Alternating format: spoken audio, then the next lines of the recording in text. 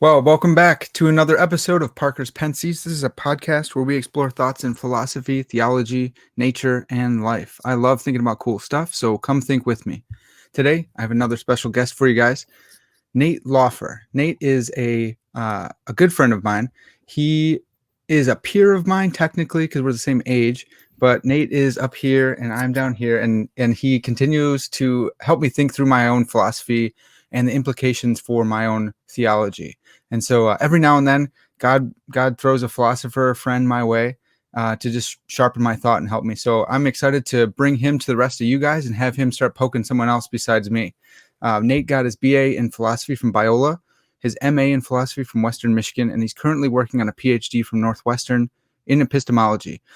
He also is interested in philosophy of science, philosophy of religion, and a couple other things like that. But he is getting his PhD in epistemology in an area which I don't even know enough to tell you. So I'll let Nate introduce that to you. So without further ado, Nate, thanks for coming on the podcast, man. Hey, good to be here. Can you just give us an overview of your project? What is it? Yeah, that's a good question that I need to answer too, just for myself. But so I'm at the early stage dissertation, and my project is kind of at the intersection of traditional epistemology and formal epistemology. At least a certain part of it is. And I try to relate it to some issues in what's called social epistemology. Now, none of those terms might be meaningful at all to some of your listeners, so I should say something. Epistemology, theory of knowledge, you're investigating philosophical concepts like rationality, justification, knowledge. You're thinking about questions like, well, is belief justified in this or that circumstance? What would be the explanation for why it is or isn't? That's like the kind of space you're working in. Yeah. And when I say formal epistemology, I'm just talking about an approach to those questions that invokes the tools of logic and often probability theory. So I like to apply those tools to some questions that have been asked traditionally about these concepts in epistemology. Like, what is knowledge? What are the conditions under which a belief is a justified belief? And I think that some issues in what's called social epistemology are kind of related to these traditional questions, but they're subtly different. They have kind of a real world flavor, right? They're asking questions about basically how these questions should be informed by our positioning with respect to other people. Yeah. And I'm kind of interested in working like in between those spheres, and my project currently is centering on that. And I can say a little bit more about what that project looks like, but that hopefully gives you a little bit of a flavor of what I'm doing. Yeah, definitely. And I think it's so interesting because in my mind, if I'm understanding you right, you are you're doing some really good work in the theoretical realm, not just to stay there and stay in the ivory tower, but because it has implications for our social life. It has implications. So that's just super interesting to me because that's the kind of stuff that gets me going, that this world is more complex than we just think, though some of our intuitions are true. It just takes a lot to kind of suss those out. And so I wonder if you could just go over the phone stealing case. Is that something you could tell us about? The phone stealing. Oh, yeah. Yeah, good. So I'll just say a little bit about what this case is designed to show. Yeah. So you might have thought that beliefs are justified provided that they're sufficiently probable or something like that. Sufficiently probable on your evidence. And this view seems like it's challengeable by a range of cases, but one case that's particularly striking is, and it's a class of cases, actually, and these are cases having to do with what you might call purely statistical evidence.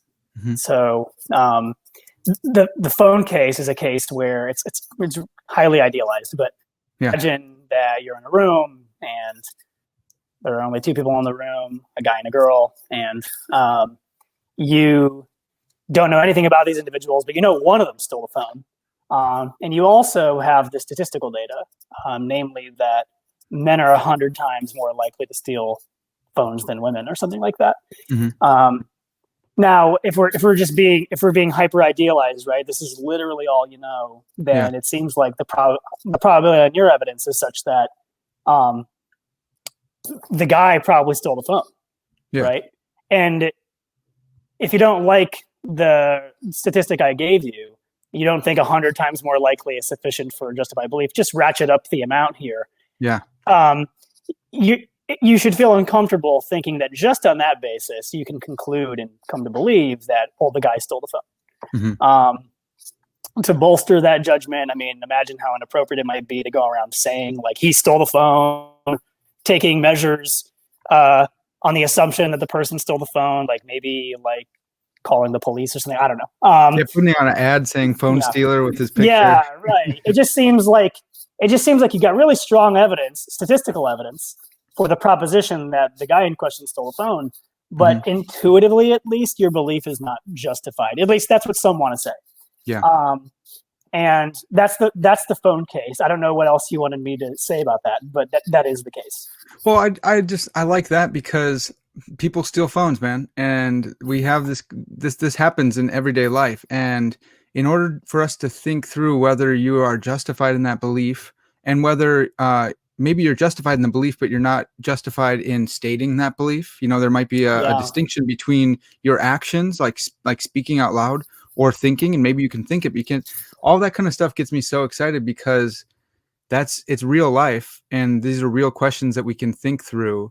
But in order to really get to the meat of it and to get clear on it, we have to do a lot of work. You have to write a dissertation on it, which is just, I love that. Yeah, and I should just say real quick that that case is not original to me.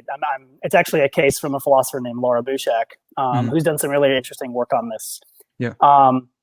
My own position, just since you kind of gestured at it with something you were saying a second ago, is that we shouldn't let go of the judgment that your belief in this case is justified. Mm-hmm. Instead, what we should say is something about the propriety of doing certain things. Mm-hmm. Which is really interesting, right? Because you would have a case where you're justified in believing something, but it might be inappropriate to act on that belief in certain ways. Yeah. And it might be epistemically inappropriate, right? It's not just morally inappropriate or not just imprudent or something like that. I want to say, no, we actually still have a purely intellectual criticism of a certain kind, but it doesn't target the belief, it targets the action. Mm-hmm. Now, this raises a whole bunch of interesting questions that I think just are part of the dissertation, right? People are really concerned about things like profiling, and rightly so. And you might worry that the kind of view I'm going for here might give license to that kind of thing. And I think that's kind of where a lot of the fun in the dissertation is. It's how do you respect what you might call a traditional verdict? Your belief is justified, but you don't have some of these unseemly consequences for what you do with that belief. Yeah.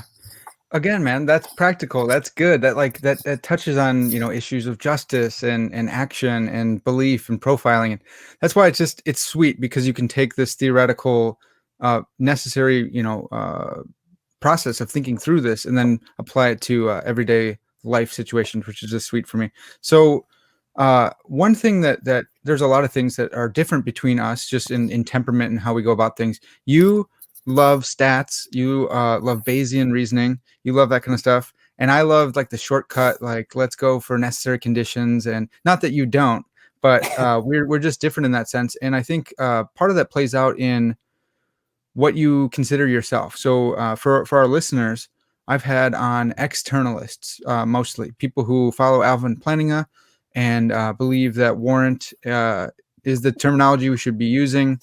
And well, I'll let Nate characterize that because I'll botch it. But there's externalists and internalists in epistemology. There are evidentialists. There are proper functionalists. There are some presuppositionalists, though that it's not a ton of us in philosophy. Nate, can you just explain what you mean when you call yourself an internalist and when you call yourself an evidentialist? Yeah, it's a good question. And I'll just back up a step, though, and say something about a concept that I've been deploying throughout this conversation, justification. I should just say a little bit about what I mean by that, because that actually might help me answer some of the other questions you were asking. Yeah. So when we talk about a belief being epistemically justified, I think we're thinking roughly of what that feature that distinguishes a merely true belief from knowledge. Mm-hmm. Now, for those your listeners who do a little bit of epistemology, they might already see a problem with this way of characterizing it, but I think it's a rough way to go, and it's okay for our purposes. Yeah. So if I just happened to believe something that was true, right? I believed there were 8 planets in the solar system, but I believed it just because I thought it sounded like a cool idea or something like that. Intuitively, I don't know that there are 8 planets in the solar system. I just happen to like the belief, and the belief happened to be true. Yeah. In order for that to be a case of knowledge, I would need to have good reasons for the belief, right? Like maybe some experts told me how many planets are in the solar system. Maybe I read it in a book.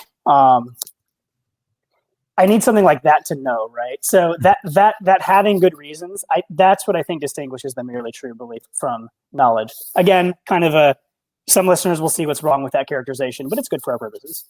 Yeah. Now we can talk about what the internalism externalism debate is. Well, real quick, so since you brought us back, let's go back one step further. So just this classical understanding or classical analysis of knowledge is that knowledge is a belief.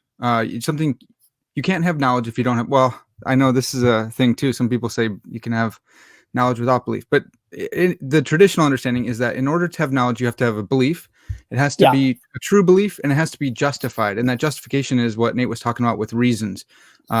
You can't just have a merely true belief that, I picked out a ping pong ball and then there's an 8 on it. So then I go, oh, well, maybe there's 8 planets. I'm just going to go with that because this ping pong. That's not really a good reason. You're not justified, even if it's a true belief. So then that's been historically what people have thought since, Plato.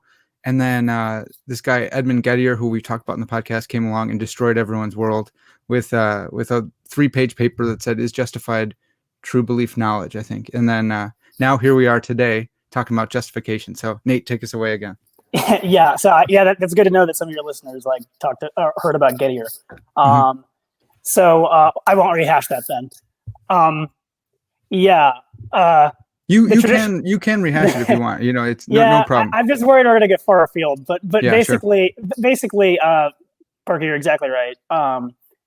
The traditional analysis of knowledge is that knowledge is justified true belief, and what is known are propositions, right? So the proposition that there are 8 planets, the proposition that it's raining, the proposition that today is an election day. That's the kind of knowledge that's at issue here. And so the idea, and so let's just refer to an arbitrary proposition with the letter P. So knowledge that P. The idea is that knowing that P can be analyzed as having a justified true belief that P. And now the internalism externalism debate usually centers around this feature of justification. And the debate, I think, can be characterized in a few different ways depending on how nitpicky somebody wants to be. But one way to think about it, which I think makes the dispute kind of intuitive, is whether or not the things that make your belief justified need to be cognitively accessible. So I talked earlier about having good reasons for the belief that there are 8 planets in the solar system. And if you're an internalist, then you think that these are reasons that need to be cognitively accessible. You need to be able to, in some sense, be able to tell what your reasons are. The externalist says, no, that's actually not necessary. You can be justified in believing something even though you can't really tell what your reasons are. Now, like as before, I'm being somewhat rough and crude with my characterization of this, and some people might not.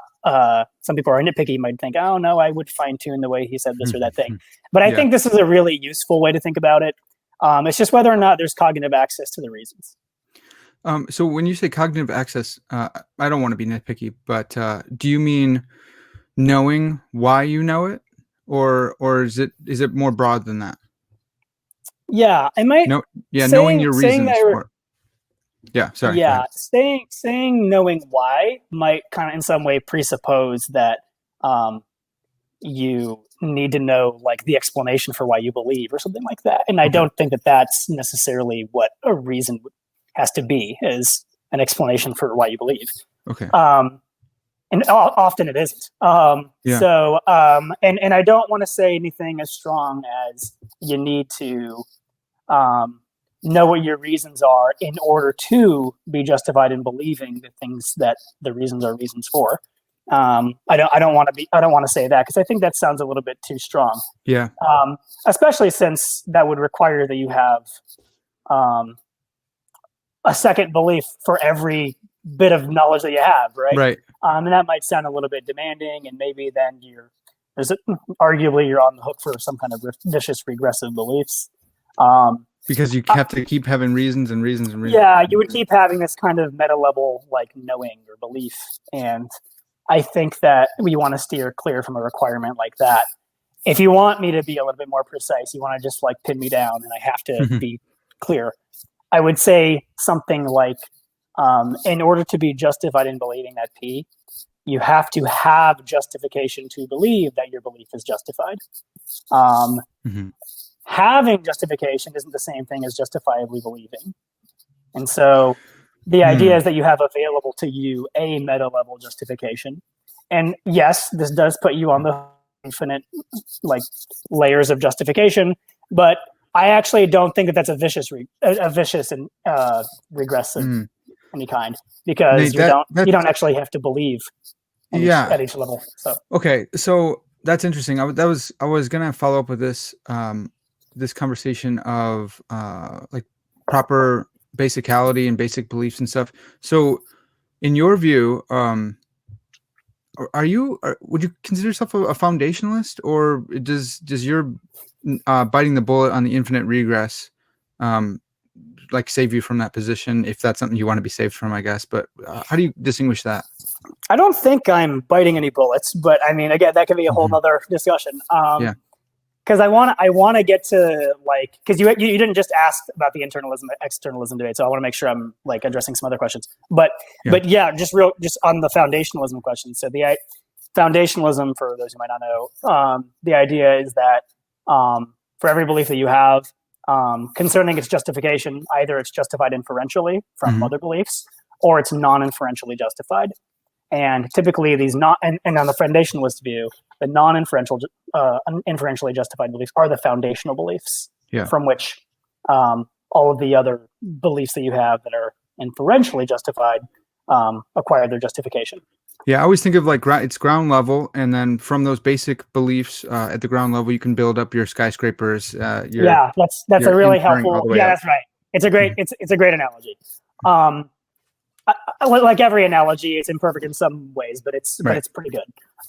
So your question, am I a foundationalist? Yes, I am, and I don't think that the kind of regress that we were just talking about is going to be relevant to that, because I'm not saying that the justification that you have to believe that your belief is justified, it's kind of a mouthful. I'm not saying that right there is what justifies the first order belief. I'm not saying that. Okay. I'm just saying that if you're an internalist, then of the kind at least I am, you're just going to say whenever your belief is justified, you also have available to you a justification to believe that belief is justified.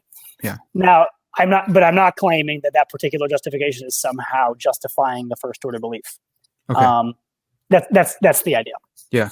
And so you still have foundationally justified beliefs. That's really helpful. So so the listeners who have listened to other podcasts episodes, you will know that when we discuss Alvin Plantinga, he broadened out the foundation. So he broadened it by saying there's a lot more things that can be properly basic besides what Descartes thought was properly basic, which was basically the cogito ergo sum. I think therefore I am.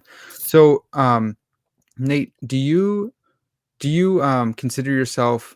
I know it's a tough topic and it doesn't have to do with your dissertation, but I just want to chase it down. Would you fall in line more with the Plantingian moderate foundationalism, or more in line with the classical, somewhere in between? Yeah, it's a good question. It is interesting that we're thinking about Plantinga as a kind of foundationalist, though, because I don't read him as even wanting much to do with that whole ideology. Hmm. But I guess there might be a way of thinking him that way. Like maybe he's trivially a foundationalist for the simple reason that there are non-inferentially justified beliefs and there are inferentially justified beliefs. Yeah. But yeah, to your question about whether I'm a Plantingan, I guess I would say that I used to find that whole outlook attractive, but I no longer do. Yeah. I am a foundationalist that is probably stronger than what's called moderate foundationalism, but I don't know if I go all the way of saying that the foundational beliefs have to be incorrigible or indubitable or something like that. I actually don't feel like I have a good handle on what the conditions are under which a belief is foundationally justified or non-inferentially justified. I have it in mind that they need to be certain, epistemically certain, but then there's a whole headache trying to figure out what the conditions are for epistemic certainty. Yeah, definitely. Well, and so that's really helpful because it brings us to the question of evidentialism in epistemology. So in jumping off of the Plantingan view that you can have these properly basic beliefs that aren't grounded in other beliefs. So you can believe in God that's properly basic, even if you don't have positive arguments for believing in God. So you would disagree with that, right? Because you're an evidentialist concerning epistemology and apologetics. For those interested in apologetics, though, those two don't have to go hand in hand. You can be an evidentialist, epistemologist, and a classical, or you mix and match however you want, as long as it's consistent. But yeah, so Nate, tell us about evidentialism.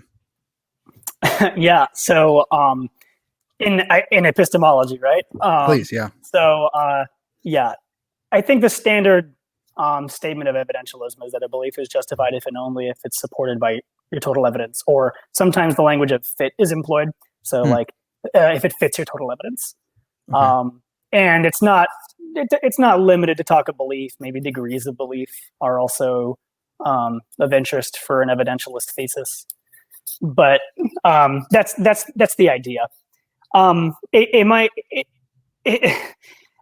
feel like I'm just saying the same. I keep saying that there are like other nuances and that this is rough and that one might want to find too. And again, the same thing applies here, but roughly that is what the thesis is. A belief is justified just in case it's supported by your total evidence. Yeah. No, that's helpful. Well, in for the listeners, you can tell Nate is he's a philosophy teacher as well. So he's teaching undergrads and he's deep in it. So all these qualifications, it's really helpful. I've actually learned a lot from him in doing that and saying, look, this is not everything. If we want to have a full conversation on this, it's going to take 2 hours, but just for the sake of our conversation, here's what I'm saying.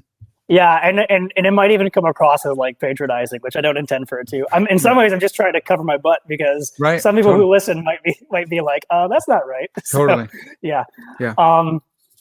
Yeah. Now the relevance of this for religious epistemology, because you were asking about what I think about the belief that God exists. Yeah. I mean, I think about the belief that God exists in the way I think about any proposition. Either it's the kind of thing that could be inferentially justified, or it could be the kind of thing that's non-inferentially justified. It's not as though there's some like special class of propositions such that like the rules don't apply in that way. And like the religiously interesting ones or theologically interesting ones are that class or something like that, right? Right. So then the question is just, is the claim that God exists plausibly something you can know non-inferentially? And I just don't think that is very plausibly something you could know non-inferentially. I think that as a descriptive matter, probably is mediated by inference for a lot of people. Contrary to what a lot of people who follow Plantinga think, they say things like, I just find myself having this belief. I kind of think that's really oversimplifying the nature of belief formation. But as a normative matter, I just don't think it could be the kind of thing that you could just find yourself believing and then you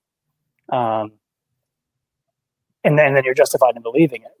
Which is why people who follow Plantinga tell some kind of story about the faculty producing theistic belief.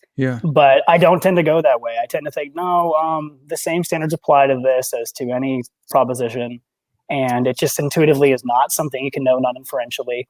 And so then whatever story you tell about inferentially justified beliefs is the story you're going to tell about the belief that God exists. Yeah, that's helpful. So, man, we didn't talk about doing this, so we can cut it if it's not good. But it's fine. Whatever you want to talk about. I'm thinking Romans 1. So eventually, for listeners, we're going to get to disagreement, which is what I'm probably going to title this. I love disagreement. And we're disagreeing right now. That's right. Yeah. That's not, at least I feel like we're about to disagree. So. Maybe. I'm just curious on your take there about not thinking that belief in God can be something that is non-inferentially believed or justified. What do you make of Romans 1? And the knowledge of God, and God holding people accountable as if they did have knowledge, or as if they ought to have knowledge. I just had a philosopher on who said he was hardcore Presbyterian. It's going to be coming out soon. Great dude. So in my camp, I'm thinking that people are suppressing the truth and unrighteousness today, whereas other people will read Romans 1 and say they suppress the truth and unrighteousness. Our ancestors maybe. And then we aren't born with the sensus divinitatis. We're not born with knowledge of God, but we're still held accountable because we should understand God from his creation. We ought to have.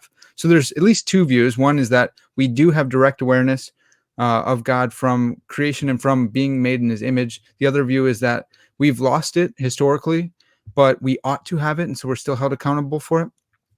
In your view, that knowledge of God is not something that can be non-inferentially have had or justified.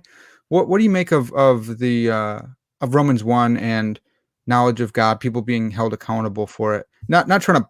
I'm just really genuinely curious on how you're making sense of that. Yeah, it's a good question, especially if you're both an evidentialist and a Christian, right? A Christian with a high view of Scripture. I want to real quick just back up on something, because I keep saying inferentially justified, and that might give the impression very naturally that I'm suggesting that you need to go through a process of inferring or something like that. Yeah. And I don't mean to over-intellectualize knowledge or justify belief. I guess the idea is something like a belief is inferentially justified in my sense as I'm talking about it, just in case its justification is somehow like dependent upon another set of propositions that you believe. Yeah. That's the idea. So then, okay, to your question about Romans 1, you pointed out how the text suggests that, and actually says, not just suggests, that what can be known about God is evident in what's made. Yeah. I think that right there is just a clear sign that what it says, right? Like, via some information, namely the creation, right? Yeah. Later on in Romans, he talks about the law written on your heart. It seems like you can make some inferences from facts about that that are theologically interesting. So I think that what it actually says in Romans 1 and the book of Romans is right in line with the kind of position I'm describing.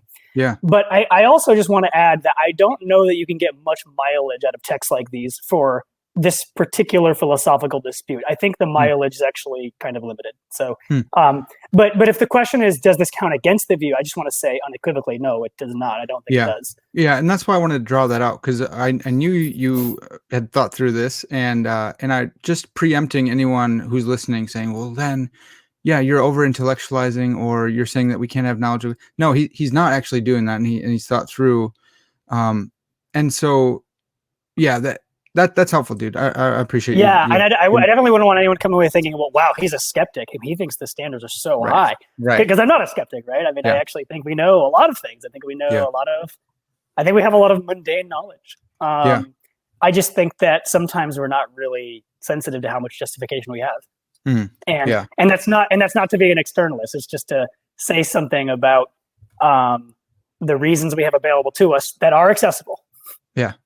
Yeah, dude, that's awesome. So let's get into the disagreement literature. For those watching on YouTube, our background you can't totally see, but enough of you will be able to make it out that it's the lady yelling at the cat meme. They are disagreeing. So I was wondering what that was. Yeah. So I want to get into disagreement literature because it's another thing that happens every day in our life which has all these philosophical implications when you start digging at it, which I think most things do, and that's why I love philosophy. But so I wanted to start by bringing up Richard Feldman. He's a epistemologist, a really famous one, really good epistemologist, and he wrote this essay called "Reasonable Religious Disagreements," in which he recounted this time when he was teaching undergrads, and they got to religious disagreements, and he had a bunch of different types of religious believers or non-believers in his class, and they all wanted to be friendly. They all wanted to be nice and say, "Hey, look, reasonable people can disagree." And so then he analyzes it and says, well, I'm not so sure that a peer can disagree with another peer and still think that they're reasonable if they've shared all their evidence with each other and given each other their reasons. Then either they have to withhold judgment or think that their peer is not actually their peer, and maybe they have more knowledge than them or justification. So, Nate, can you? I've just briefly kind of touched on it. Can you tell us a little bit more about disagreement? Yeah. So the Feldman piece is a little dated by now, right? Mm-hmm. But it is one of the first of several articles that came out in like the early to mid 2000s that really helped the discussion on disagreement and epistemology really take off. I think, and I'm going off memory here, that the interest in disagreement was kind of growing at first out of discussions in philosophy of religion. But then it really took on a life of its own in like the mid to early 2000s in contemporary epistemology, with articles by people like Thomas Kelly and you just mentioned Richard Feldman. Feldman wrote this piece around that time, a pretty accessible piece as far as epistemology papers go, called Reasonable Religious Disagreement, where he applies his own views on disagreement to the significance of disagreement about religious matters. And so Feldman endorses a view on which when you disagree with an epistemic peer about something, then, and you know that this is a peer that you're disagreeing with, then you ought to suspend judgment about the proposition that you initially believed. And he applies that to the case of religious disagreement, and he dramatizes the whole discussion by talking about his own class. And he basically says, well, you know what, for all these people who were steadfast in their beliefs in this world religions class I taught, they probably shouldn't have been at the end or something like that. I forget exactly what he said. It's been a while since I read it. Yeah. And it's actually really interesting when that paper shows up, right? It shows up in a collection of papers called Philosophers Without God, I think. Oh, yeah. And there's a whole lot of championing of a secular life and atheism on the part of all the other authors. And then Feldman comes along and he's just like, you know, we're probably all unreasonable. It's kind of a funny contribution. And unreasonable in light of the fact that we just disagree with, so like we obviously disagree with epistemic peers about matters of religion.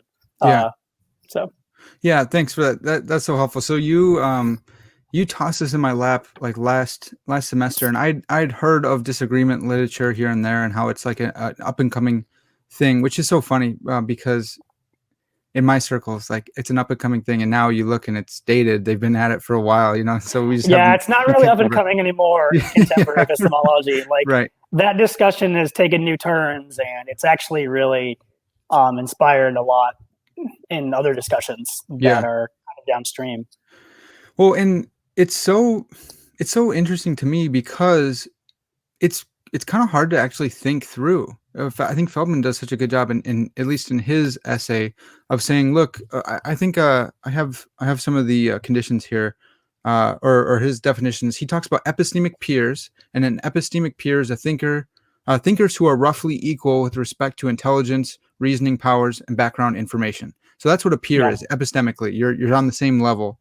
And then these peers share their evidence with each other. These interlocutors, they have a full discussion on the topic that they disagree over, whether it's religion, whether it's politics, whatever.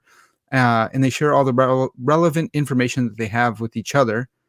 And then there's reasonableness. Reasonableness is a belief is reasonable only when it has adequate evidential support. Yeah. And then this is the one that kind of gets me, that I'm not sure about. is the uniqueness thesis, that a body of evidence justifies at most one proposition out of a competing set. And so if you have these kind of definitions in place, then you show up and you're disagreeing with your peer who you think is your epistemic peer. You're both intellectually on the same level. You both share your evidence for each other, with each other for your belief, which are contrary to each other. And you both think that the other one is reasonable, but then you think that the evidence can only support one of your views. And so it's like, well, then one of us is not reasonable because we have or we're not epistemic peers, and then you kind of feel bad, like I must be smarter than if I hold on to my position, I must be smarter than you. But it's like, well, why are you prioritizing your view just because it's yours? Just because it's yours. Yeah. And so it's tricky, man.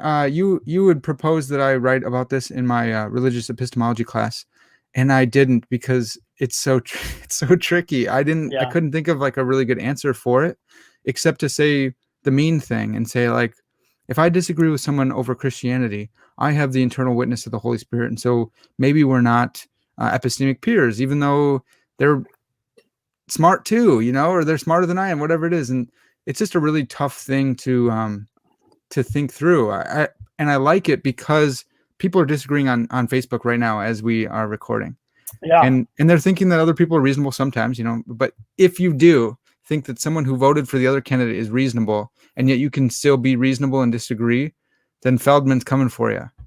Like, what do you make of that? Yeah. What do you make of, I know so again, Nate is not doing his dissertation on this. I've asked him to speak on this, and it's been a while. So he's not claiming to be an authority, but he's thought through some epistemology stuff and can kind of shed some light for us.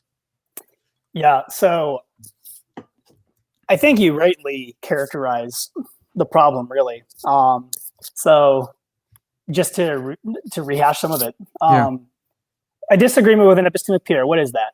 Well, it's a disagreement with somebody over an issue or a proposition where you know that the other person is just as competent as you at assessing the relevant evidence, right? Yeah. So they're cognitive equals. Call that the cognitive equality condition. But you're also evidential equals, and you know that, right? So you have all the same relevant evidence. So you're also evidential equals. So you're both cognitive equals and you're evidential equals, and you know it, and yet you disagree. There's this pressure to say, well, in that situation, it might be like special pleading or something to just, or totally arbitrary to just be like, well, because I believe this. I must be right and he must be wrong. Right. We can't both be right? I mean, I believe that P, he believes that not P. It can't be both that P and not P. So one of us must be right, one of us must be wrong. And it just seems awfully convenient for me to be like, well, clearly I got it right. So, and if that, and here's the thing, if you want to draw a moral from that, namely that in such cases, you ought to actually just suspend judgment or significantly revise your belief. There's this worry, I think, that some people have that, well, this moral will really generalize because we have disagreements with peers all the time. Yeah. And you highlighted one particular frustrating consequence, namely that, like, if you're steadfast in these cases, right? So you just keep holding on to your belief, then you kind of look like a dogmatist, and it's not intellectually virtuous. It just seems kind of messed up in some ways. I actually want to highlight another problem that I think is kind of on the flip side of this. If epistemic peer disagreement is so widespread, there's the concern that you're going to be spineless.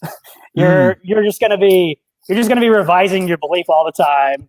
You're going to have a really unstable belief set. Maybe you won't really end up believing much of anything. So there's a concern that it overgeneralizes to the point where we're skeptics. So there's a fine line, I think, that you want to walk between the more skeptical impulse here and the more dogmatist impulse here. Yeah, that's helpful. So it's tough. So there's two relevant scenarios that are interesting too. So one is Like if I'm debating with an atheist and I recognize that he's reasonable and he has good reasons and stuff like that, that's one thing for me to say, well, I have the internal witness of the Holy Spirit, so that's different. But then say I'm start debating with Methodist or a Lutheran on infant baptism, and I think that they're reasonable and they have the internal witness of the Holy Spirit. Now we're both, again, epistemic peers, but we're disagreeing. And so should I just let go of that belief? Is that even something I can do? That's another aspect to it too, right? If you believe, I say this in almost all my episodes because it's really fun to say. I just lost it. Doxastic voluntarist. Like, is that even something that's kind of a planning move? Like, what am I supposed to doubt my belief now? I'm supposed to let go of am I even able to do that? So that's, I think, another aspect. But then something I think Feldman brings up is the case of two detectives who are, they both have the same evidence for a crime and they are disagreeing over which person to prosecute. One says prosecute person A, the other says prosecute person B. And so now you have someone's life on the line. And should you withhold judgment there? And maybe this gets back to your distinction that you're working on for your dissertation, that maybe you can believe it, but you shouldn't act on it. I wonder if that's at play. So maybe the detective can believe this guy did it, but if there's pure disagreement, maybe he shouldn't. Maybe he should withhold prosecution or something like that, or giving his evidence to the prosecutor. I had not thought of that particular application from some of the stuff I'm working on, so that's really interesting. I guess my gut reaction to this is that, insofar as you're moved by these pure disagreement cases, the intuition you're having is that it wouldn't be right to believe the thing in question, not just not to act on it. So I guess that's really all I have to say, because I've not really thought about how some of what I'm working on really apply to this. So it goes deeper. It goes right into your justification, into your mind, into your beliefs. The disagreement. So right. I think it might be nice just to even like give labels though to the different views you might have towards this. So some people think that in a case of a pure disagreement, the right attitude is to have a suspension of judgment. So if you were initially believing that P and then you disagree with the peer and you know this, you should now go agnostic about the issue. And that's what Feldman takes, right? He that is came what in Feldman as kind of an atheist, and then, which is so interesting, like you said, he wrote in this book, I think it's called Philosophers Without God or something like that.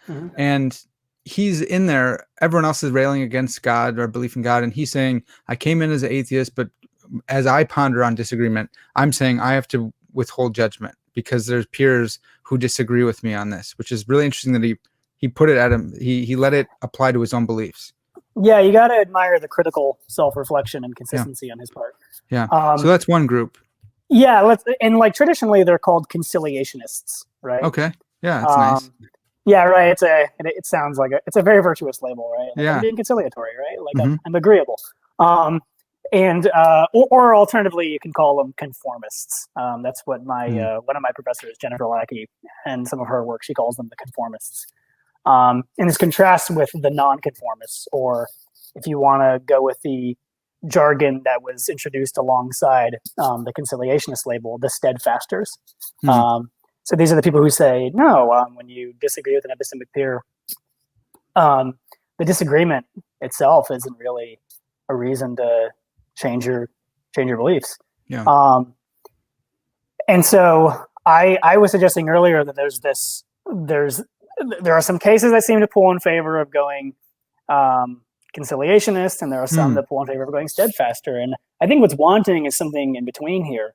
But you want it to be principled, right? Right. And I should just add that it's not just a matter of like the interest in trying to have something more in between doesn't just stem from like the unseemly consequences we noted, right? Namely being really dogmatic or just being overly skeptical. There's this added consideration that there really are cases that really seem to support the one view and cases that seem to support the other view. And I think that in itself should lead us to think, well, actually, maybe there is something more principled in between. Yeah. So what we're missing is criteria or some sort of principle to help kind of adjudicate between when we should withhold judgment and when we should be steadfasters. Yeah, that's right. Okay. And so let me just share a case that seems to support the conciliationist view. This is by now a very familiar case to those people who've been reading this stuff. It's the restaurant check case. So you and I are equally good at math. We both know this about each other. We have a similar set of experiences along those lines. We go out to eat. We both try to calculate what the tip is for the bill. Yeah, you come up with 45. I come up with 43. Apparently, you and I had a great time spending a lot of money on food. But we have this, like, we do the calculation. We both know that we're equally competent with respect to the particular problem. We have the same numbers in front of us, so in a sense, we seem to have the same evidence. We both did the calculation, and I think the tip is I forget who said what in my example, but I'll just say this: I say 43, you say 45. Okay. Now it seems like the wrong thing to say that I should just be steadfast with 43. Like, oh no, like Parker's just crazy right now. It must be 43. Likewise, the same applies to you. It just seems like you shouldn't be reasoning that way about the case. So at least a case like this seems to support the conciliatory view or conciliatory verdict. And the conciliatory verdict there would be to recalculate or to show each other the calculations, not necessarily say, well, sorry, ma'am, we disagree over the price, so we're going to withhold judgment on what to pay. Well, yeah. So people, it's funny how when I talk to people about this sort of thing, or when I have in the past, I don't mean to make it sound like this is what I'm doing all the time, but like when I have talked to people about this, I sometimes get responses that just seem to totally sidestep the initial question I asked. Or it's something like, well, what I would do is I would recalculate. I want to be like, yes, that sounds like a great idea. I'm not asking you what you would do, though. I'm asking you, like, is your belief justified? At the time, you discovered this disagreement. So agreed, you should recalculate. Otherwise, you're not going to be able to leave the restaurant. I just did that. You're saying I'm that person. When I helped, I wasn't blaming you. I was blaming the other people. That's good. I think that the restaurant case does support the conciliatory verdict. At least it seems to, right? Now it's interesting. You might fuss about whether or not the conditions for peerhood are really satisfied. Do you actually have the same evidence? Like, did you have the same course of experience calculating the bill? Things you might ask questions like that, right? But and we can return to whether or not that counts as a case of actual peer disagreement. And I have some thoughts about that. But let me just real quick just describe a case that seems to support the steadfast view. Yeah, please. And it might actually raise the same question I just asked about the previous one. Okay. But if you're this is a case, as far as I know, originates with one of my advisors. If you're just eating dinner with a friend and you take yourself to be just having dinner with like two other people, and let's just give like your friend the name Hank and your other friend the name Charlie. You're eating and then you just say to Hank, oh sorry, you say, Charlie, can you pass me the wine? And then Hank's like, Charlie's not here. And you think you're seeing Charlie. And Hank's like, Charlie's not here. And you both know that you're equally competent with respect to the question, like of whether Charlie is present. You're both equally good. You're both equally reliable and just coming to conclusions about perceptual matters. And there's a sense, again, in which you have the same evidence. You're in the same room. You're looking in the same direction, all that stuff, right? And it doesn't seem right to say that just because Hank disagrees with you, you ought to now suspend judgment about whether or not Charlie's there. To bolster this point, you can imagine that like Charlie's parents come to the door, you open the door and they're like, is Charlie here? And you're just like, well, he seems to be, but I don't know because Hank disagrees with me. So Hank is not being appeared to Charlie Lee, but you are. And as far as I can tell, right? Because here's what I know about me. It looks for the world like Charlie's here. Hank just disagrees. And Hank is otherwise like somebody who I regard to be equally competent Yeah. at assessing perceptual matters, and he seems to have the same evidence as me. So that's a case that would support the steadfast view, it seems to me. But again, I think a similar question shows up here as it did with the previous cases. Yeah. Are the conditions for peerhood actually satisfied? Because as you were just noting, like I feel, I mean, like in the example, like it seems like you're having a Charlie appearance, right? Yeah. And at least to be charitable, Hank isn't, right? You don't want to say he is, but he's somehow just going insane. Right. Because then he wouldn't be a Yeah. peer, right? Because if he's not in his right state of mind, then you're not peers at this moment. Is that right? Yeah. I think something like this is exactly what we should start wondering about these cases. And so what I think this underscores, though, is the significance of getting clear on what exactly an epistemic peer should be for the purposes of reflecting on the epistemological significance of disagreement. Yeah. Because one response to both the restaurant case and this case I just shared with you about Hank and Charlie is to say, actually, no, the conditions for peerhood aren't satisfied. You don't have the same evidence in these cases, right? In the restaurant case, you didn't undergo the same course of experience calculating the bill. In the Hank and the perceptual case, there's an obvious evidential difference. You're having an appearance as of Charlie, and Hank isn't. But then one might just try to stipulate, right, and say, no, they really do have all the same appearances. Yeah. But at that point, there's this concern that the case is just so idealized that it's removed from the very cases that kind of got us interested in disagreement in the first place. Yeah, that makes so much sense. Because what kind of explanation are you able to give that Charlie is or isn't there, and that they have the same evidence? Like, there just has to be something to just stipulate that. It's hard to think through, because why don't they both see him then? It's hard to know what we're imagining, right? Yeah. It's so idealized. I mean, there's the one question: is this even like possible? Sure. I think it's too strong to say it's impossible, but you might think it's so idealized that it's removed from the kinds of cases that inspired the discussion about disagreement in the first place. Well, so Nate, what if we had a mirror between, I forgot everyone's name and stuff, but let's just go with you and me. So I see Charlie, and I'm sitting across the table from you and Charlie, but there's a mirror here that I can't see. And so when you look over at Charlie, it sends you that way or whatever. And you just, whatever it is, what special kind of mirror we can stipulate so you don't see him. And I don't know that you can't see him. Are we still peers, or does that external factor that I can't see and you can't see, but the narrator can see, does that change the epistemic peerhood discussion? Like maybe you're not because you're not in a position to see him? So wait, you're in the example, maybe I missed it. In the example, the relevant peers acknowledge each other as such, correct? Yes.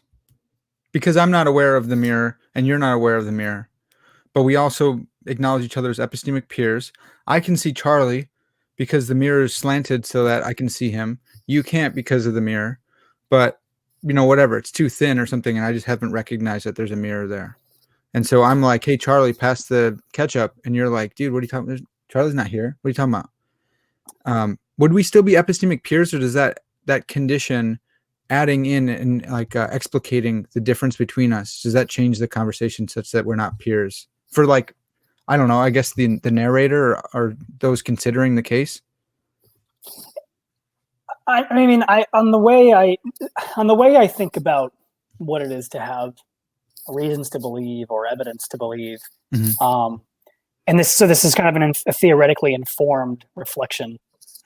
I want to say you're not peers, because you don't have the same evidence, you don't have the same reasons, right? Like one's having a Charlie experience and one isn't. In your example, it's by virtue of the mirror or something like that, and it's also by virtue of the mirror that the one person isn't having a Charlie experience.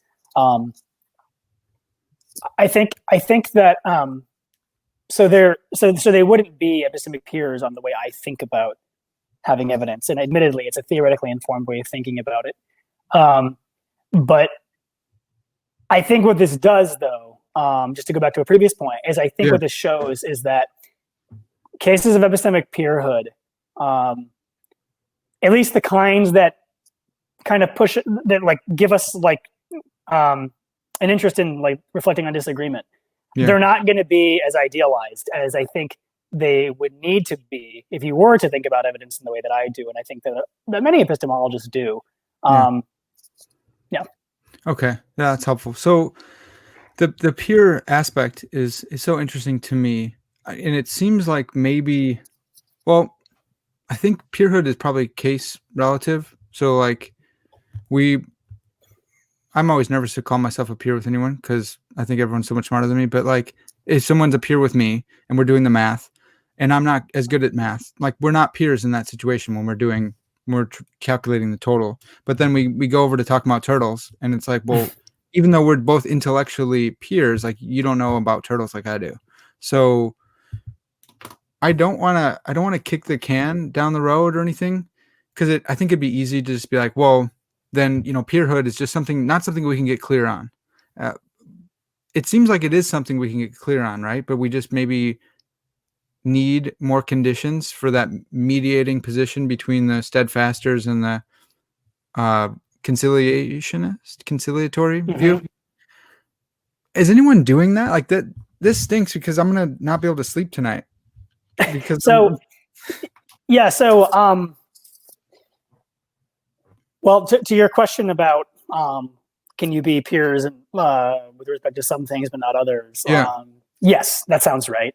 Okay. At least in an ordinary sense of what it would be to be like a peer with somebody about some subject matter.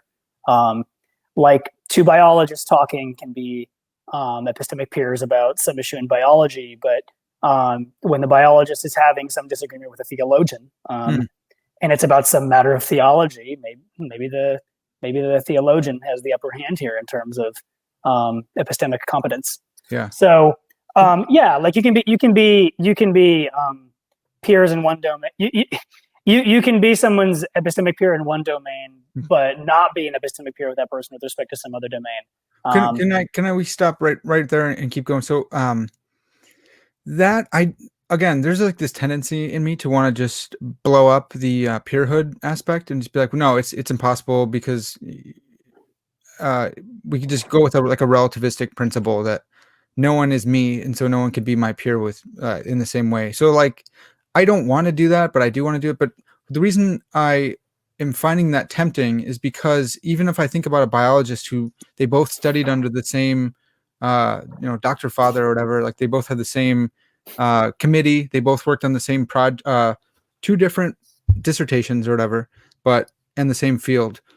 One of them is going to know more, or they're going to have different experiences than the other. And part of me wants to just go, I don't think that they're epistemic peers at all. Like, I guess you could idealize it. You need to idealize it for philosophy and not get bogged down by the fact that they have different experiences than each other. Yeah. I want to just add something to what I said earlier. So earlier I was saying, once you embark on idealizing in the envisioned manner, I think the case of disagreement you're imagining is a very, very unlikely one. Okay. And because it is so idealized. Yeah. And it is different from the kinds of disagreements that I think inspire the conversation in the first place, like political disagreement, religious disagreement. Okay. But that's not to say that you couldn't answer the question, like, well, what about idealized disagreement, right? Like, it's not like there's just no answer to the question, what should people do when they disagree in these idealized cases? Yeah. I was just kind of making what you might call like a dialectical point. Yeah. Okay. Yeah.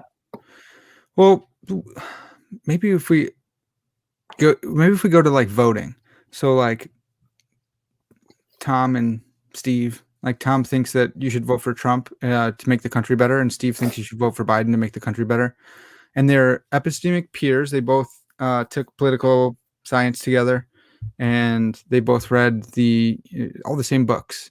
Maybe that's idealizing too much, but they are epistemic peers, and they both think different candidates will make the country better. And this literature, well, Feldman's response, the conciliatory view is like, don't vote at all. Well, wait, again, it's not a claim about what to do. or how to, yeah. So Yeah. But if you are withholding judgment on it, so then you're withholding judgment. I don't know because I think, I don't want to say me, but whatever. I think Ron Paul will make the country better, and someone else thinks Trump, and someone else thinks Biden. All three of us, if we're peers and we've shared our evidence with each other on the conciliatory view, we should withhold our belief that our candidate will make the country better. And if we are withholding that belief, I would say that means you don't act on it either. Because to act on it as if, wouldn't that require belief? It might require belief, but it might not require epistemically justified belief. I think that's going to be that's the interesting question to figure out here. So right? You can still believe, but you're not justified. Yeah. That's right. I mean, like, presumably I have some beliefs that aren't justified. Right. Well, I mean, right? Because of pure disagreement, you lost your justification. Yeah. So it could, just going back to Feldman actually says something like this at the very end of the paper, right? Where he says,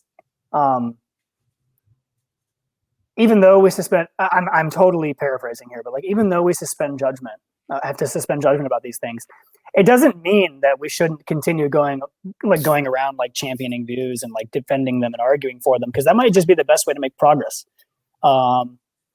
So he doesn't want to say that just because you're suspending judgment on these cases, that totally removes you from the practical realm. So there's room then for a view. I mean, not just Feldman's view, but on the conciliationist view, there's room for thinking that, well, yeah, you can still behave in certain ways because it's prudent or maybe even moral.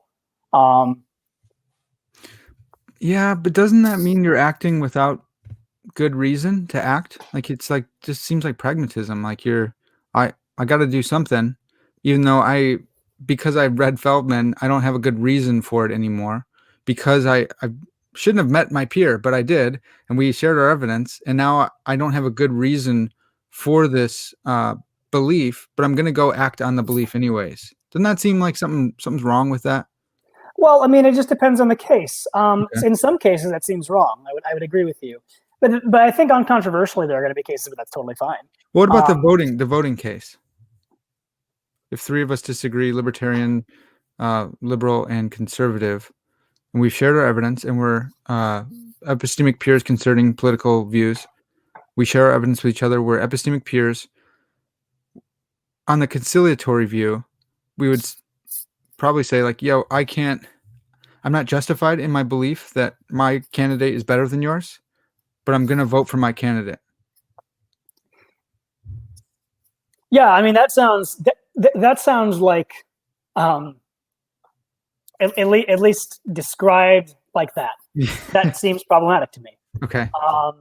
But this is just speculating on the psychology of somebody who right feels strongly about the election or whatever political issue, right? Typically, people who feel strongly in that way don't regard those who disagree as epistemic peers. Yeah. So that's it's. But when we just and that we just stipulate that that's how it is. Mm-hmm. That's how the person regards the person. I guess I'm inclined to, and we go with a conciliatory verdict, right? Yeah. That in such cases you ought to suspend judgment. Yeah. It does seem weird to me that somebody would suspend judgment about who the best candidate is, but be like, well, I'm still going to vote for them. Right. And we go vote for them.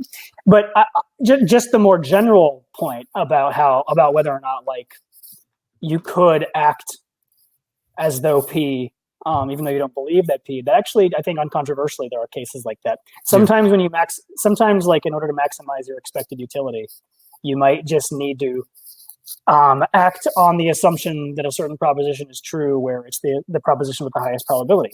But that a proposition has the highest probability doesn't require that it's more probable than not, right? It just might be the most probable among your options. Yeah, so you got options, and option one has 0.01, option two has 0.03, and so it's nowhere near halfway, but it's better than option one.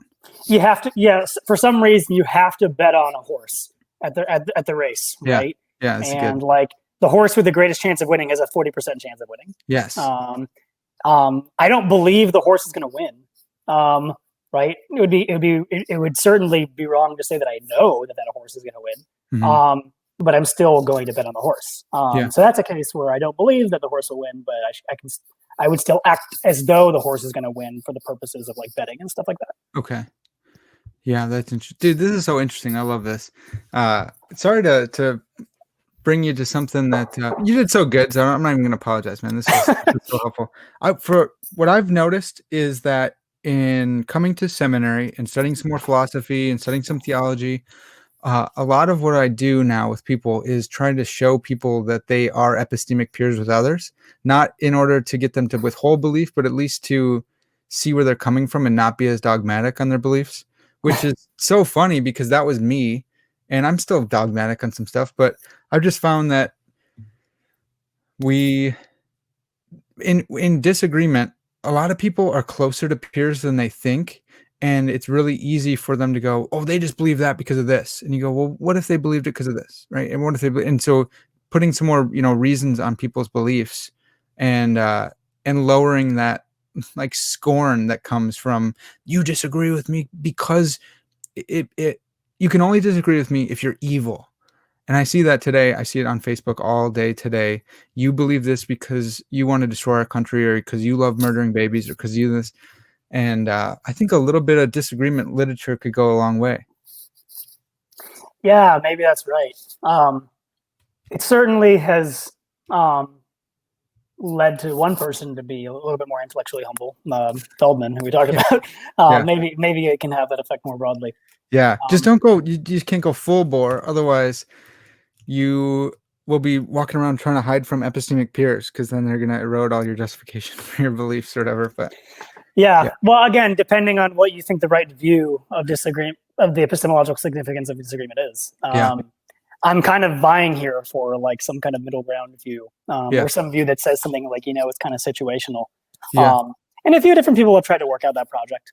So, dude, that's helpful. That's really helpful. Well, Nate, thanks so much for introducing us to your different takes on epistemology and your laying out disagreement literature for us. It's been so awesome. Love to have you on again. So Nate is he's busy. Dude, what do you call it? You're a philosophy teacher. You're an adjunct. Like what well, I'm a grad student at Northwestern, and that means that I'm not. Well, that in itself doesn't mean this, but a part of that is that so I don't just study and actually work on the dissertation. I also had some teaching responsibilities, and this quarter I'm TAing for philosophy of language. So that keeps me busy having to grade papers, meet with students, and lead discussion sections. Yeah.